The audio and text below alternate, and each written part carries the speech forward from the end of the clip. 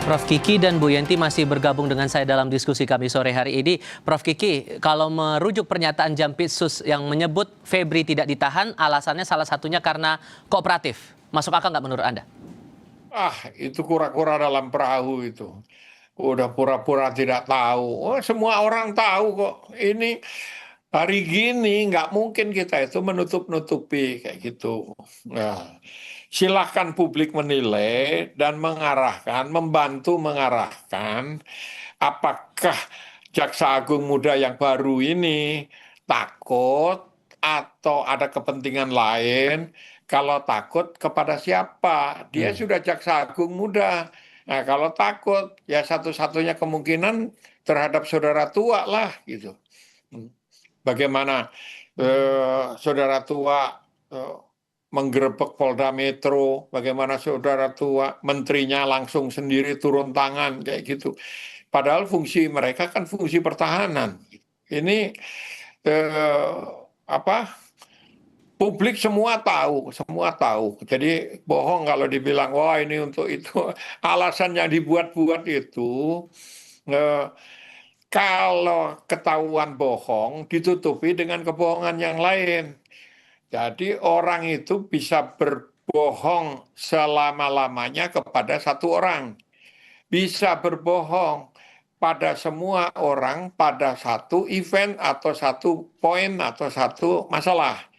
Tapi tidak bisa berbohong pada semua orang selamanya gitu. Nah, ini yang terjadi sekarang.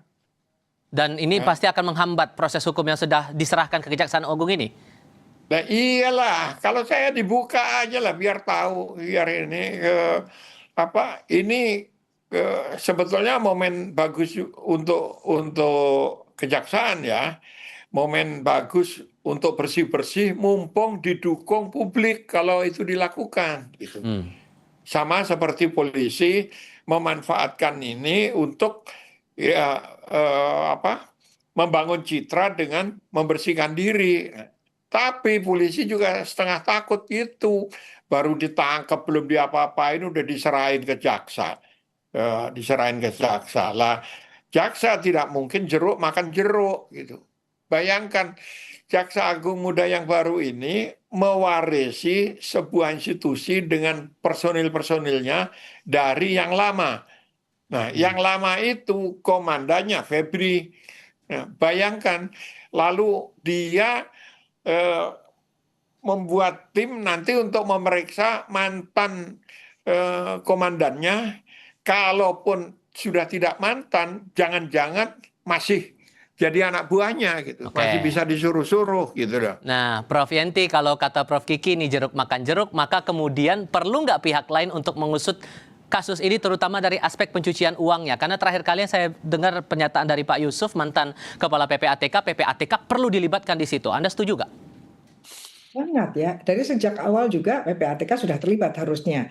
Meskipun misalnya waktu itu korupsi ini kan disampaikan ada TPPU-nya, itu berarti sudah melibatkan KPK, PPATK juga. Tapi dari segi hukum ya, betul-betul hukum kejahatan yang murni saya ini kan, ini adalah diserahkan kepada Kejaksaan Agung itu juga sudah, polisi itu kenapa ya, takut, nggak mampu, atau apa gitu ya. Dan Kejaksaan Agung kok mengambil alih itu apa ya teorinya, dasar hukumnya apa? Begini, pengambil alihan maupun pengambil alihan atau pelimpahan itu adanya di Undang-Undang KPK.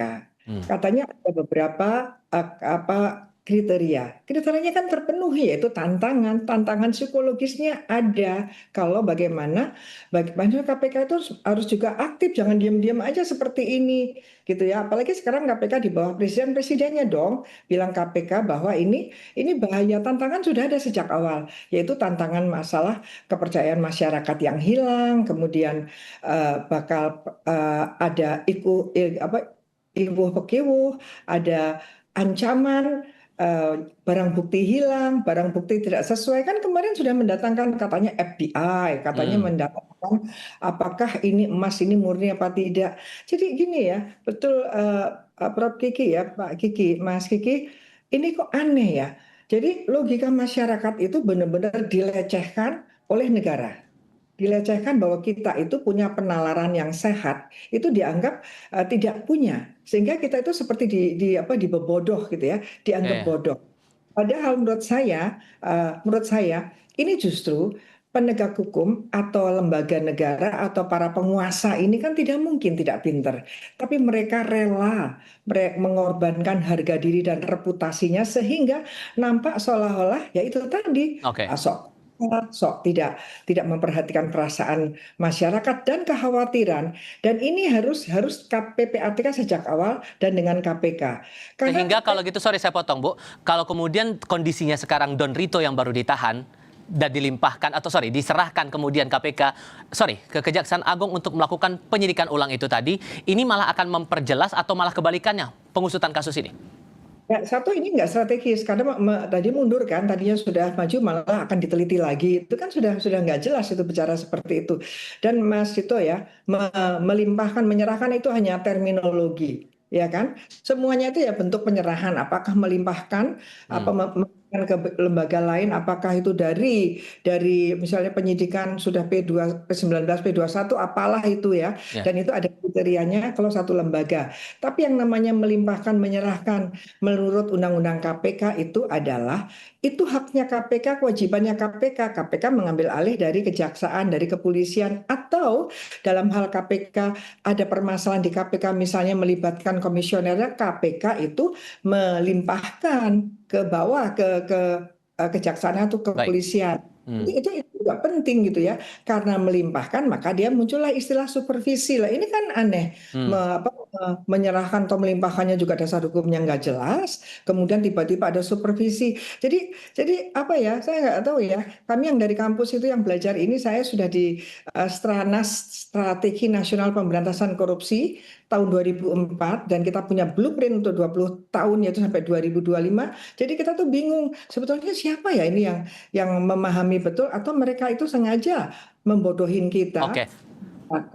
Sehingga nanti ini bahayanya adalah pertaruhannya adalah ketidakpercayaan pada titik tertentu masyarakat kritis dan dia tidak mau patuh pada peraturan. Anda sepakat soal itu Prof. Kiki bahwa ini mengganggu nalar publik yang seperti disampaikan Bu Yenti?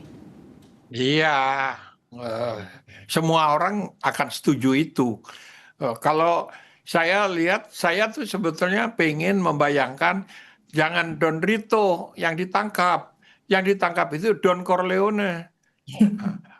Kalau Don Corleone-nya ditangkap, Tolong jelasin nih maksudnya gimana tuh? Don Corleone itu maksudnya siapa tuh? Kura-kura dalam perahu ini. Ya jelasin dulu dong, kan yang ngomong Anda, Prof. Ya, Don Corleone kan nama samaran. Saya nggak tahu aslinya siapa gitu.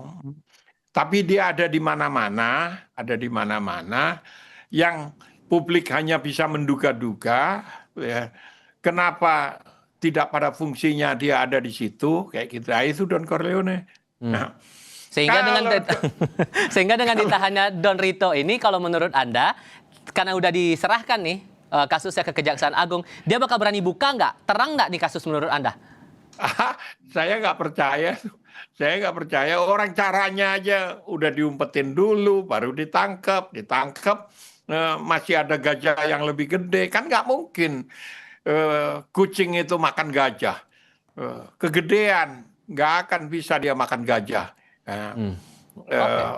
Orang jam tangannya aja belum diproses, jam pitsus ya. Jam tangan. Kenapa tiba-tiba jadi jam tangan? Oke, terima kasih banyak Prof. Kiki, Bu Yenti sudah berbagi perspektif bersama kami. Selamat sore semuanya. Berita lainnya, usai jeda, tersangka kasus dugaan fitnah ijazah Jokowi, Roy Suryo kembali dilaporkan ke polisi atas dugaan pencemaran nama baik. Tak hanya itu, kubu Jokowi juga mempertanyakan keabsahan ijazah S3 Roy Suryo. Tetap di Kompas TV.